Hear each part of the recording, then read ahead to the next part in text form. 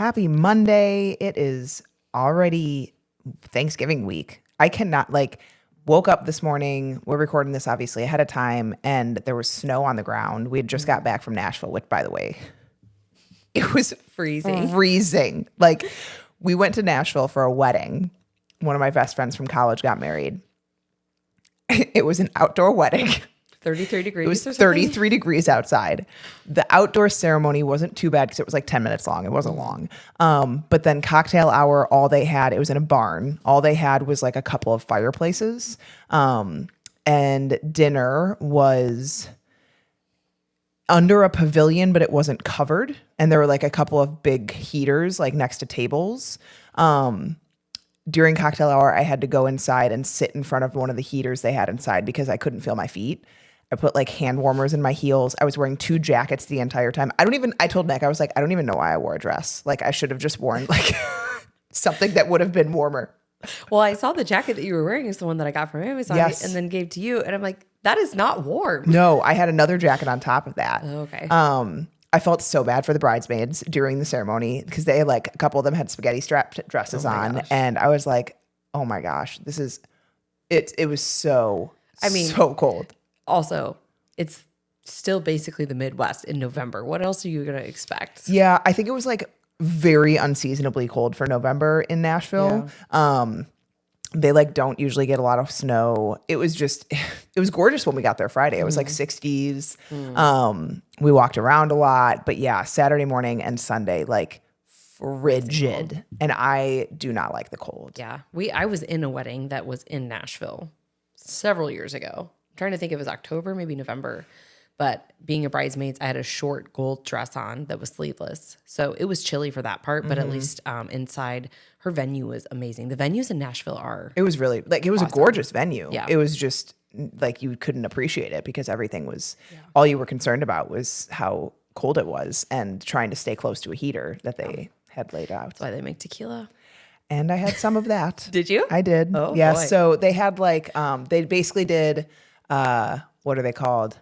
Not Trulies, not White Claws. Something made with tequila? Something made with vodka. But they, it's like those seltzers, basically. I had 1 or 2 of those and their signature drinks. So they basically just had beer and wine and then a couple of those. And then their signature drinks were a margarita and an old fashioned, which is like Nick and I's drinks. So I had a few of those and I don't do well with hangovers. Luckily it wasn't too bad. I didn't have that much, but the problem with me is my hangovers get progressively worse as the day goes on. Whereas most people, I think they get better.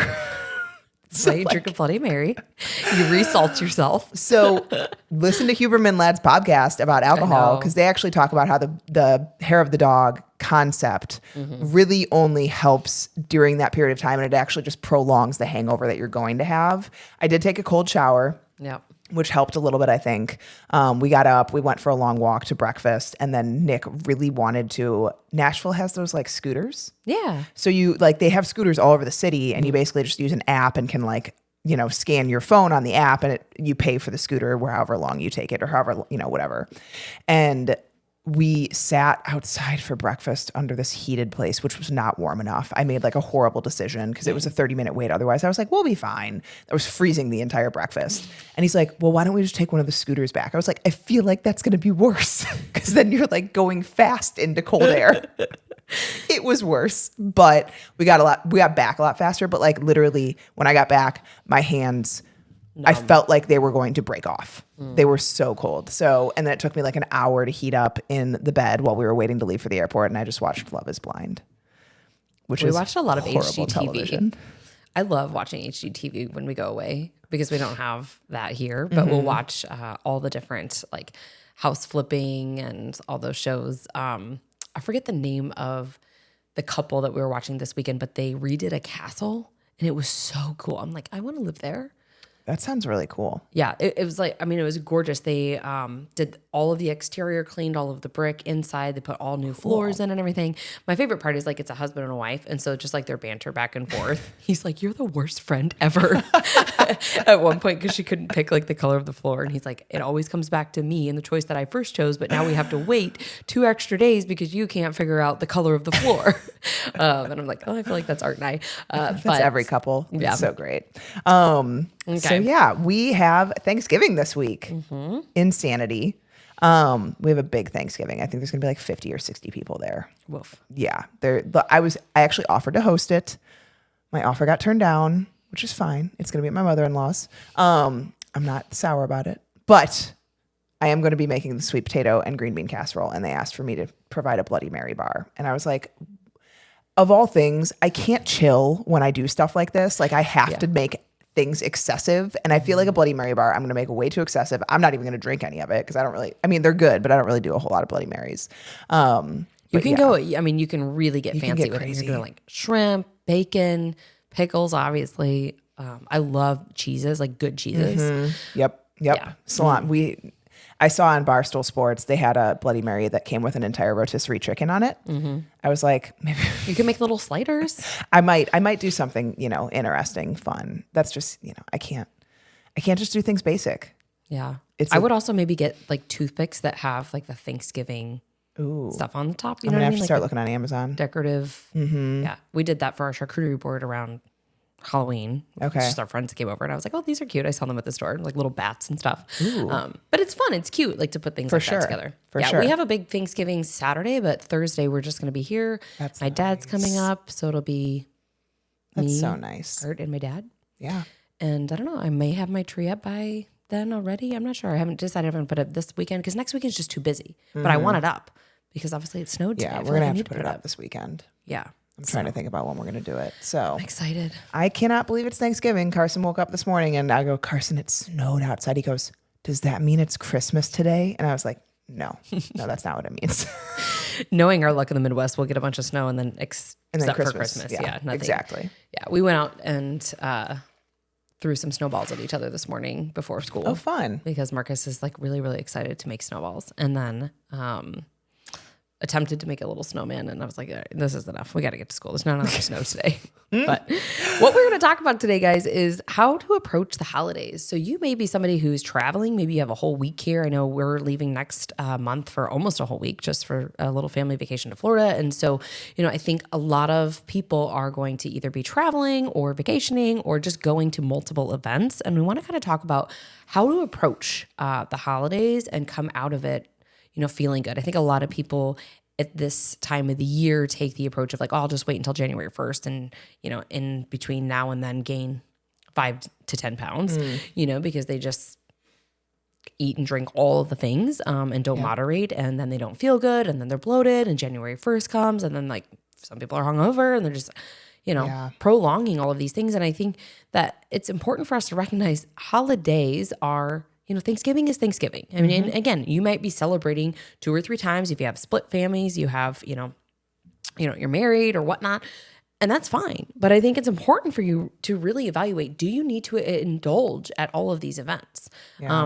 With what we do now in our line of work, working with clients that are on gut healing protocols, Becca and I can kind of share, both of us are, on ours, or you just wrapped yours up. There are a lot of things that you can do. And so we can share those tips with you guys today. But at the end of the day, ask yourself, is this really worth it? Like, is somebody bringing Jewel store-bought frosted cookies or the Costco, mass-produced cookies that you feel like you have to indulge in, yet you don't even really like these things? Then maybe you take a little bit of different approach. Yeah. I think the biggest thing is like truly evaluating, because people are like, well, I don't want to miss out. I don't want to be the lame one or like not have fun. And, if you can moderate, by all means, like if you are a master of moderation, take the holidays, go enjoy them, moderate it at the events that you have, whatever it might look like. I'm going to dare to say most people are not that. Most people really struggle to moderate during the holidays. They really struggle to go to an event and have a drink or two, and it ends up being multiple drinks or multiple desserts, and then you leave feeling awful. You wake up the next day feeling foggy and bloated, and then you are mad at yourself for it. And so, like, is it worth it doing those things? And did you have that much more fun because of those things?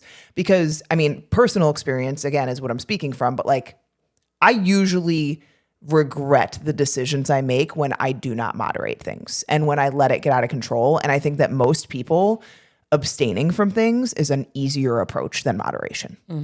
I think because they have good intentions going in, and then when they're there, they rationalize, right? You can start to think about, well, and I've heard this from clients, frequently over the years, it was a half a piece of this pie and then a couple of these cookies, and I only get it once a year, but they're forgetting all of the things that they had outside of it, right? All the work events that they had, leading up to Thanksgiving Day or in between Thanksgiving and Christmas. And so you don't recognize the accumulation effect, right? You can take this for what you want. If it's, sweets that are your trigger, or if it's alcohol that are your trigger, whatever that might be, how many times are you indulging in those things? Is it 2 cookies?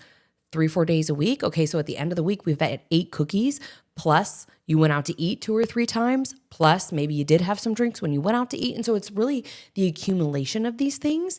And, what I would just really challenge you to do is sit down, and we've done this for, several years now with our clients, is like, sit down and look at your calendar. What is truly worth it? I think we are now in a place that many people are gathering again after the COVID, pandemic. I think the last couple of years, it's been a lot slower. I know at least this year, in terms of the summer travel and, parties and events, get-togethers, it was a lot busier. And so you really need to really look at your calendar and say, okay, what are the triggers that are going to be here? What is worth it for me? And what are the things that, I just want to draw the line in the sand to say, I'm not going to indulge in these things. Because every time I have that Illuminati's pizza, I go home feeling sick and have a stomach ache for 2 days and my back hurts, right? Like, is that really worth it for you? Could you not choose to have, other things that are available, or to bring a dish? Yeah. And I think the other thing that the calendar really helps with is seeing how close in proximity maybe certain things are. And so, when you think in your head, like, I have this going on, I have that going on, and you don't actually sit down and visualize it, these things accumulate easier than you think. So like, for example, we have a get together on Sunday prior to Thanksgiving.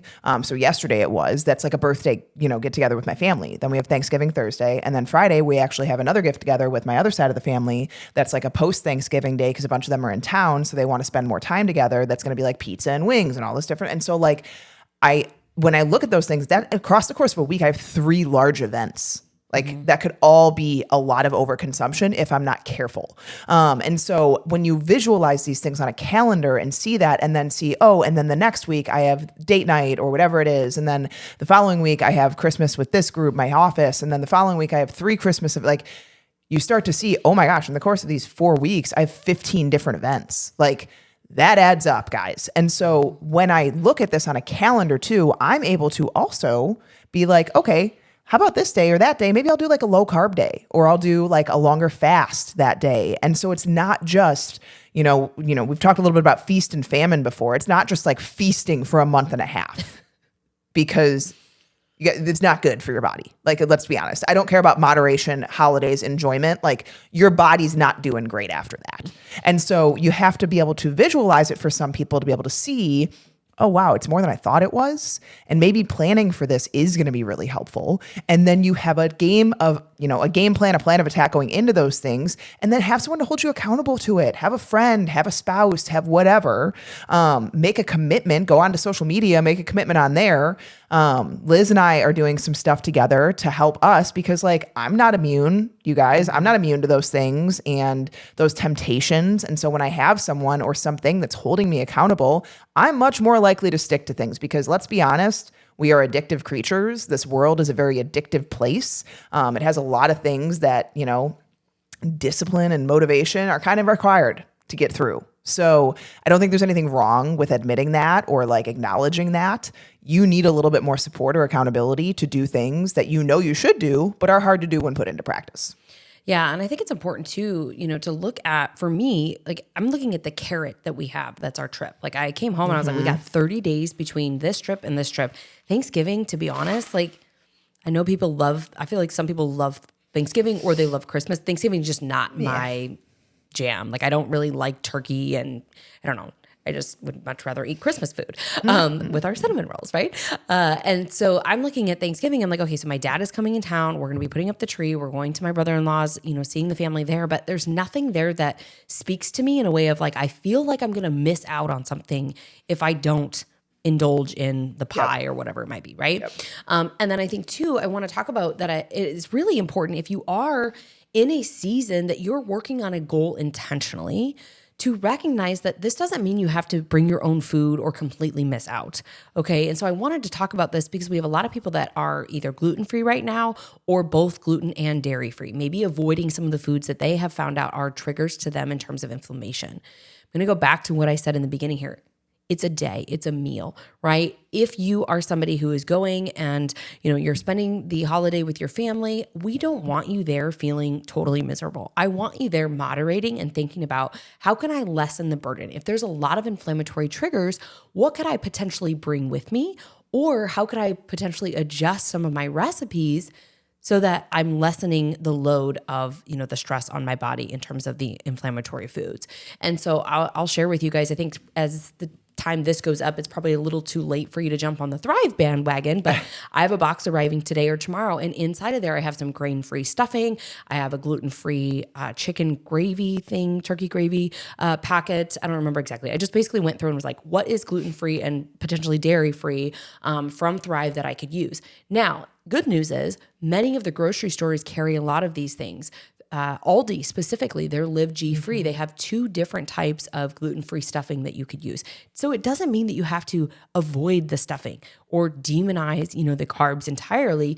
What you can do is just make sure that what you're getting is gluten-free. It still tastes good. You guys, when I first went through my gut healing protocol in 2014, maybe it was 2015, that season that we were down in St. Louis, but Art and I drove down with my family, and I brought all gluten-free, dairy-free sides because I was going through a gut healing protocol. And it's really not hard to do. Pinterest can be your best friend. I'll give you guys some other tips here today, but just remember that it doesn't have to be this all or nothing thing. Even if you're not 110% perfect and you have, let's say, some cross-contamination, or you had a bite of your grandma's favorite pie, you didn't go eat 2-3 pieces of it, that's better than just going in saying, well, it's a holiday, so I'm just going to kind of take a break here and forget about my goals for a day. We'll get back to it tomorrow. I think it's important to make the adjustments that you can, be mindful, and then I want to also touch on, and Becca can weigh in on this too, your experiences with your kids. If you are a mama, I have been saying this to our grandmothers and our mothers this past week when we're looking ahead at Christmas. And I'm saying, what are the things that we can do that still give your kids the experience without you saying, oh, sorry, kids, we can't make these things because mom's doing gluten-free or dairy-free, or I shouldn't be eating a lot of sugar. What can we do to still give them that experience, but again, lessen the load? So maybe you are doing things in smaller portions. Like we're not making 5 cookie sheets of cookies. Like maybe you make a batch of cookies. You could also give some to your neighbors. You could freeze some, put them in a place that's maybe not as triggering to you. Because Becca and I are not immune to, and trust me when we say it with our ooey gooey cinnamon rolls, I can't wait to make. That is one thing I'm not giving up this year. I'm not giving that up. If they're sitting on the counter, sip of coffee. Oh, let me just have a sliver. No one in our household eats things off the counter other than me. Like I will make banana bread. I'll make chocolate chip banana muffins. And like Carson could get up there maybe, but like he won't. Taylor obviously doesn't. And Nick just like is completely unfazed.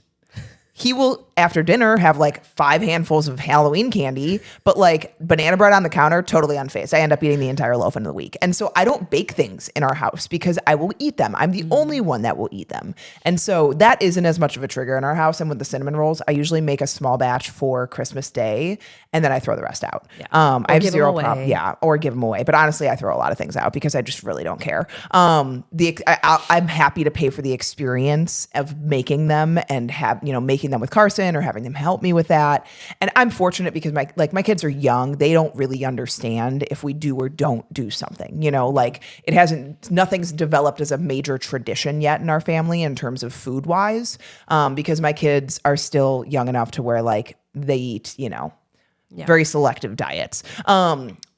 I've tried many times. Carson, actually, I was joking with Liz earlier today because Carson really wants something that we aren't letting him have. He found like an old phone, and so he thought it was his phone. And so I'm trying to explain to him he can't have a cell phone until he's like at least 15 or 16 years old, which is hard for him to grasp. I feel like in this day and age, by the time he's 10 or 11, he's going to have a phone. I know. And so last night, Carson is not a vegetable eater. I've tried so many different ways. Last night, he was like, Mama, if I eat a lot of carrots, I'll get really big really fast. In like his mind, he's going to get the cell phone sooner if he eats a bunch of carrots. So he literally grabbed a handful of carrots. This child, I have to force to eat carrots at dinner a lot of nights. Like I give him one carrot and some ranch, and I'm like, eat the carrot. Trying to explain to him, this is, we need some vegetables. And so he grabbed like a huge bowl of carrots and was walking around the kitchen last night, eating them and like leaving them places. I found 2 in the pantry. I found 1 on the stove. But either way, we fortunately do not have a lot of those, like traditions that I need to worry about. But the biggest thing that I kind of want to harp and make sure people go into this, if you are going into the holidays, knowing that you're trying to do something different than you've done in the past, like gluten-free, like maybe avoiding certain things, not eating certain things, and your family is the type that may give you a hard time about it. They might, talk some shit about it, whatever you want to say. Be prepared to have those conversations. And how I look at it is, okay, you would not go and make fun of someone or tell someone, oh, just live life if they had like a medication they were on. Just don't take the medication. You don't need the medication. But for whatever reason, using food as medicine is like a completely different concept that we can't comprehend as a society. And so when you're going into these conversations, be like, hey, I'm doing this not because I'm trying to like quote unquote lose weight or, restrict myself. I'm doing this because I'm literally not well. Like I don't feel optimal. I want to feel better. And this is part of that journey for me. I'm not asking anyone else to do it. Please just, respect the fact that I'm doing this. I get that it's not my norm. I get that I've done this in the past, so it seems strange that I'm doing something different now. But that's how you can look at it and try to explain it to people and give them that example. Be like, if this was a pill bottle, would you be telling me the same thing? Probably not, because that's so much more normalized than like using food as medicine. Yeah, and I think it's really all about how you phase it. Yes. If you go into it negative, like, oh, bring in my own side dish because I can't have this, then they're going to obviously continue with their comments. If you talk about it just the way that Becca said, is like, hey, I'm just not feeling really good. And, right now I'm making some changes. And what I've noticed is that I feel much better without these things. Then they can't be anything but supportive unless they're a jerk, right? And I think about this in terms of like when we were doing 75 Hard, a great example is Art's nephew was kind of, ragging me a little bit about doing 75 Hard at his 40th birthday and whatnot, but saw him a couple of weeks ago for his birthday and he's like, how was the rest of 75 Hard? I haven't seen you. I said, honestly, I kind of miss it. And he's attempted it himself and he's like, after I stopped, I missed it too, And so for me, like, I know going into certain situations, if I just say, this is what I'm doing, like now my family is very supportive. They're like, that's awesome that you're doing that again, or that's awesome that you love that discipline. They think that, we're kind of strange in that way, but he's into sports. He is a pretty disciplined kid himself. And so, it's just one of those things, like if you talk about it in a way that you're proud of it, you're not ashamed of it, you also, as I've said before on our podcast, might be the light to somebody else. You might be there encouraging them in a way that you don't even know that you're encouraging them. And so I think that's just really important to say again and reiterate is how you frame things to people and to yourself is very, very important. If you tell yourself it sucks, it's going to suck. If you tell yourself that, hey, I'm going to go into this and I'm going to practice my discipline, I'm going to flex my discipline muscle and I'm going to come out of it feeling really good, you're going to come out of it feeling not only good, but you're going to come out of it feeling proud. And every time you do these things, again, it doesn't have to be a holiday. It could be a date night. It could be you just went to a friend's house.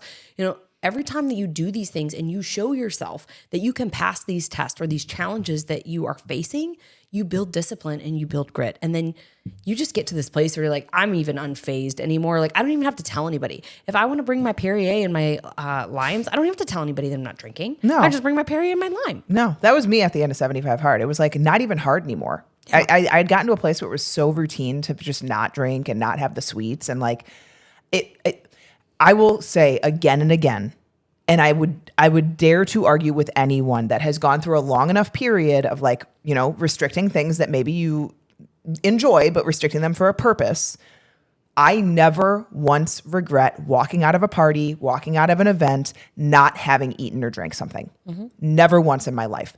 I often regret the contrary, where I have overconsumed or I have eaten too much and I feel awful for the following however many days it takes for my body to recover from that. Like I would argue anyone that has done a period of time where they've done both, you probably are going to be happier doing the avenue of not having the things that you know don't make you feel great. And that's how I'm going to approach the holidays, is like, I'm going to enjoy some things. I might have a couple bites of things here and there, depending on what they are. But in general, I want to leave all of the events being like, I don't feel awful, which in turn makes me a happier person, because that's the other piece is I'm not a very pleasant person to be around when I am feeling physically poor. And my husband can definitely attest to that. And so in general, it's just like, how do you want to feel? How do you want to have your mood be? Are you using food as a crutch? Are you using alcohol as a crutch of being like, oh, I just want to enjoy myself? When in reality, you know, you struggle to say no to things. Like, and I'm sorry if you look at the holidays as this, thing that has to revolve around food and alcohol. If that's you and you love that, awesome. Tell me the same statement in January. Tell me the same thing in January, that I'm so glad I had 5 bottles of wine in December and an entire loaf cake. Like, I just can't get behind it. And I'm not saying that you should never enjoy food. Food should be an enjoyment. Food should be something that is social and you have with family and friends. I think we have just gotten to a place where we have taken it so far in our society that you are demonized, outcasted when you don't want that. When you want to support saying it's okay to not eat and drink those things. And so, bottom line, do you? And if you are saying, I want to enjoy those things, I think that I'll be missing out if I don't. I ask you to truly evaluate that statement. And I'm not saying that coming from like being a jerk. I'm not trying to be someone that's rude or, shaming anyone. I just think that a lot of times we hide behind those things. And we see it all the time in terms of females specifically. That's predominantly who we work with. They come in and it's not even about the weight. It's not about the calories. It's not about what the scale's going to do 2 days after Thanksgiving. This episode is not about that at all. It's about, do you want to have joint pain? Do you want your back to hurt? Do you want to feel bloated? Do you want to feel more constipated? Do you want to have an acne flare-up or a psoriasis flare-up, eczema flare-up, right? In the middle of the holidays, I don't think anybody wants that, right? I remember way back in the day in the gym industry, we used to run those little black dress challenges because people want to feel good, especially if you do get to go. Unfortunately, I don't think we are this year, but if you do get to go out and do something fun for New Year's, this is like ended a long time ago. We usually have friends coming over. I was like, what am I talking about? That ended like in 2017. But I'm thinking about 2 things, right? So we have a holiday party with our closest friends, and we always do like a really nice dinner. Sometimes we'll do like fancier cocktails and stuff like that. But typically on New Year's, what we've done is 2 of our best friends, they come over, we make super, super nice food and we enjoy it. So I don't have to be in a little black dress, but I do like to feel good, right? I think everybody likes to feel good.